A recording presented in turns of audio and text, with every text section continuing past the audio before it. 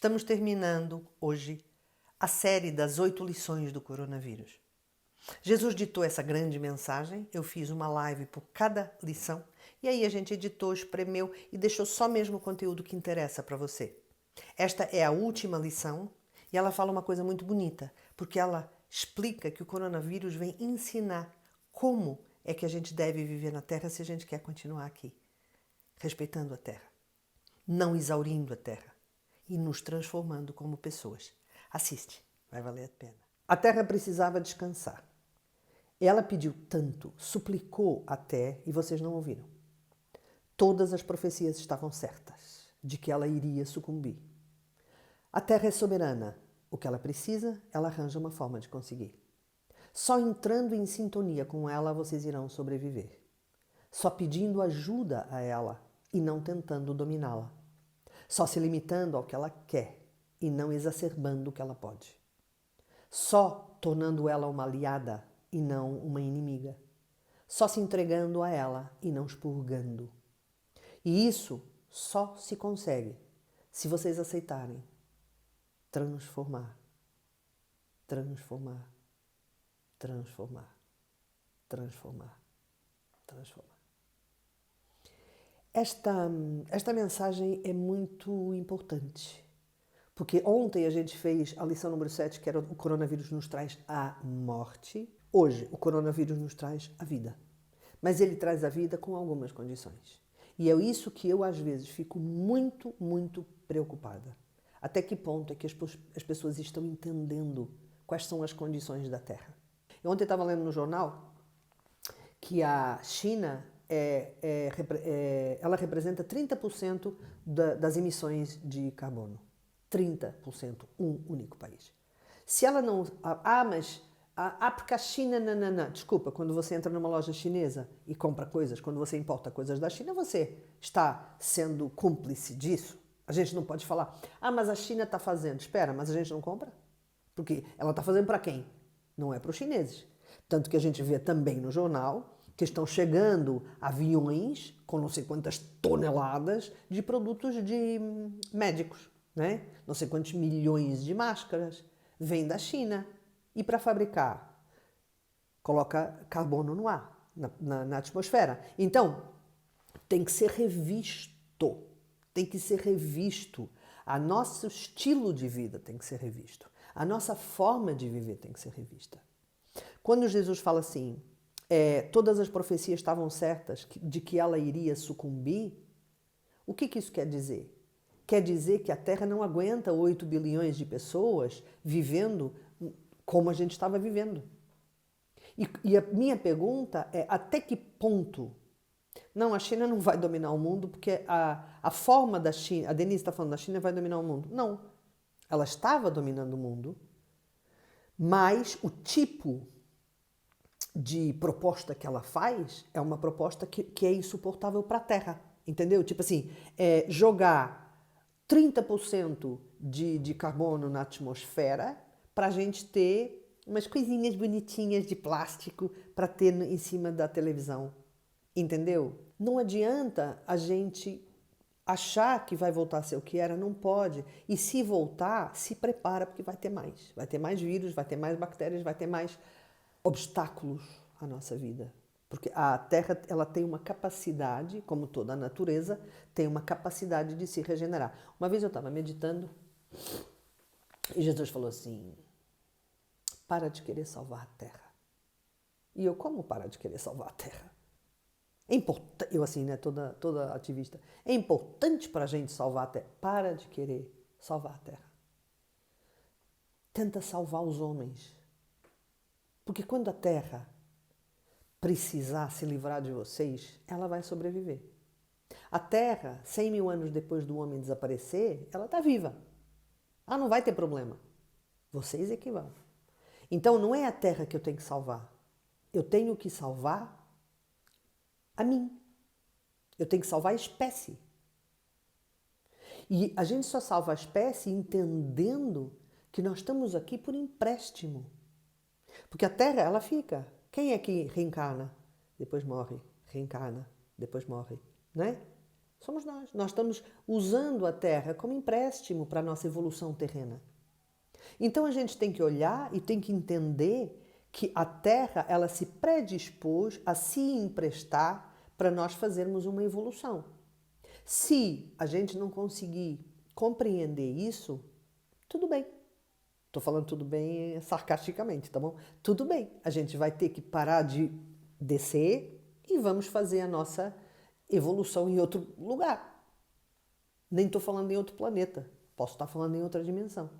Entendeu? Isto é, a gente só está conseguindo fazer esta evolução terrena enquanto a gente não destruir a Terra. Porque se a gente não conseguir entender que isto é um empréstimo, e claro que a gente vem fazer lições difíceis, né? Lições difíceis, kármicas, mas olha a beleza que a Terra dá para a gente conseguir cumprir essas lições difíceis. Mas se a gente não souber aproveitar, é o que é. Um dia uma pessoa me perguntou como conseguir, eu já falei sobre isso numa live, mas acho super importante a gente conseguir falar sobre isso mais vezes. A pessoa perguntou assim, como fazer para conseguir ser espiritual e não ficar frio, não é? Não ficar gelado, porque quanto mais a pessoa está sendo espiritual, mais a gente vai se elevando e mais vai vendo de cima. E então tem vezes que eu falo coisas que parece que eu estou sendo fria, mas eu não estou sendo fria. Eu estou olhando pela energia. E a energia, ela não tem compaixão, né? A energia é assim, se você faz isto, você recebe isto. Se você faz isto, você recebe isto. A energia não fica falando, oh, coitadinha, oh, minha querida. Não. A energia, ela pura e simplesmente, ela responde. Então, se a gente conseguir sair desta crise, né? Desta crise humana gigantesca que está acontecendo, mais lúcidos, mais esclarecidos, com a alma mais desperta, a gente vai conseguir não atrair uma coisa pior. Agora eu queria contar uma historinha porque eu acho que é muito mais interessante falar sobre o ponto de vista espiritual. Imagina que você está entre vidas, não é? Você está entre vidas e você está no Uno. Já falei sobre o Uno aqui, que é o seguinte. A matéria é dual, né? Mas lá em cima não é dual. Aqui é dual. É paz, guerra, positivo, negativo, alto, baixo, preto, branco, né? É tudo dual. Você não tem uma única coisa que seja absoluta. É sempre dual. Quando você está entre vidas, você está no Uno. Você não está no dual. E então lá existe uma coisa incrível chamada amor incondicional. O que é o amor incondicional? É o amor que não põe condições. Ele não põe condições. Ele ama você como você é. Ele aceita os teus defeitos e as tuas virtudes porque ele sabe que você é dual. Tá tudo certo lá em cima, tá? Quando a pessoa encarna, ela vem como bebê. Quando ela está dentro da barriga da mãe, ela ainda sente o amor incondicional. Porque ela está uno com a mãe, só que ela não sabe, esse bebê, que já está dual. Isto é, com quem ela... Veja bem, aqui é a mãe, aqui é o bebê, né? Este bebê, ele ainda sente o uno, porque ele acha que são dois. Quando ele nasce, aí é que ele entra realmente na dualidade. E quando ele entra na dualidade, ele chama pela mãe. Por isso é que o bebê está sempre chorando, pedindo pela mãe, nananana, porque ele tem essa memória. Às vezes a pessoa pode estar, não sei, 500 anos entre vidas. Olha o tempo que ela ainda se lembra e que ela ficou no uno. Entendeu? Por que quando você, por exemplo, medita, se sente tão bem? Porque quando você medita, você entra no uno lá em cima. E meio que voltei para casa. As pessoas falam muito isso. Ah, eu estava meditando, parece que eu voltei para casa. E é isso, a pessoa está no uno. Então, quando o bebê nasce, ele fica querendo a mãe, porque ele fica querendo o uno. E a mãe fala, não, agora vai dormir sozinho, agora, né? Porque ela tem que ensinar ao filho o que é a dualidade, porque ele está na matéria. Tanto que a mãe, aquela mãe que fica muito colada no filho, cada vez mais ele fica com dificuldade de entender que ele tem uma essência que é autônoma, que é o que a gente fala de dar autonomia às crianças, né? Então, o que acontece?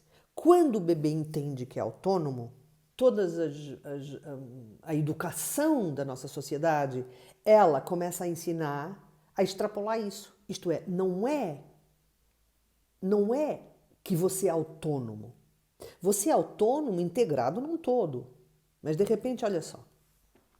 Você tem fronteiras de países. Eu contra o outro país. Português espanhol, português chinês, whatever, o que for. Eu separado da natureza. Eu estou aqui, a natureza está ali. Se eu tivesse trazido a sensação de uno, eu ia saber que somos todos um. Eu ia sentir que somos todos um. Mas não. Porque depois você tem os campeonatos de esportes, né? País contra país. Você tem o campeonato do mundo. Você tem os prêmios, as competições, que é um contra o outro. Tudo nesta sociedade que a gente vive propõe separação.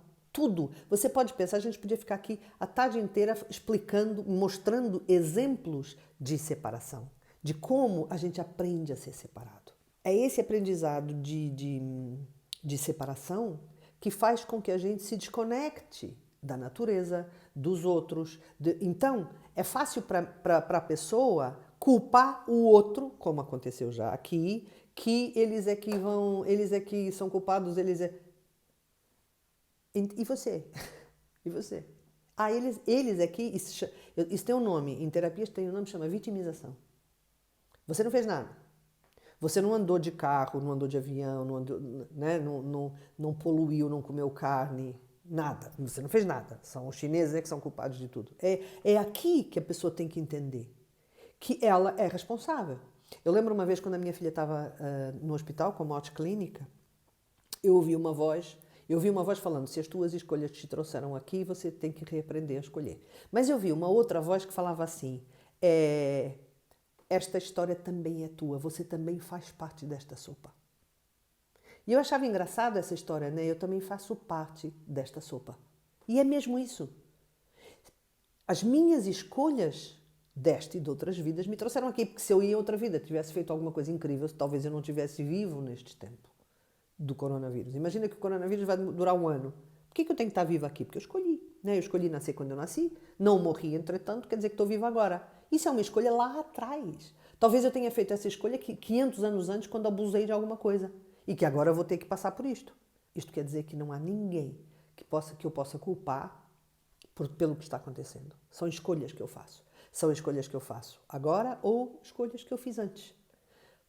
Ah, mas eu, na vida passada, era uma pessoa, agora sou outra, não tem nada a ver com isso. Tem. Quando a gente fala das escolhas de vidas passadas, tem a ver com coisas que a gente vibra nesta vida. Eu vou dar um exemplo. Vamos imaginar uma pessoa que foi um déspota numa vida passada. Um déspota foi uma pessoa super cruel. Nesta vida, a pessoa, ela atrai situações de impotência, né? Porque ela abusou do poder noutra vida, vai atrair situações de impotência nesta vida, né? Aí ela fala: não, mas espera aí, mas o déspota que eu fui foi na vida passada. Por que eu tenho que estar passando por impotência nesta vida? E eu respondo: porque o déspota mora aí. Porque se ele não morasse aí dentro, você não atraía impotência. Aí é que tá. Não é o que você fez na vida passada, é o que você vibra hoje do que você fez na vida passada. Entendeu? Sabe aquela história tem pessoas que são assim, que tem o nariz empinado, e a gente pensa, a gente pensa não, eu penso, caramba, o déspota ainda mora lá dentro. Porque depois a gente conhece a pessoa e ela não é tão déspota assim. Mas parece que tem uma coisa, é uma incorporação de uma vida passada. A pessoa tem o personagem lá dentro. E pior, tem gente que o personagem fala e a pessoa acha que é ele e obedece. E passa a vida incorporando. Então, quando nós estamos nesta situação, nós somos, as nossas escolhas nos trouxeram aqui. Ah, mas tem muita gente que não entende, eu já entendi. Então pega a cápsula e vai para a Lua, porque lá não tem coronavírus. Ou então, aproveita para subir mais oitavas agora. Né? Porque se você está aqui e outra pessoa está aqui, a pessoa tem que subir para aqui, mas você pode subir para aqui. Certo? Até saiu do ecrã. Até saiu da tela, né? Entendeu? A gente tem sempre formas de subir.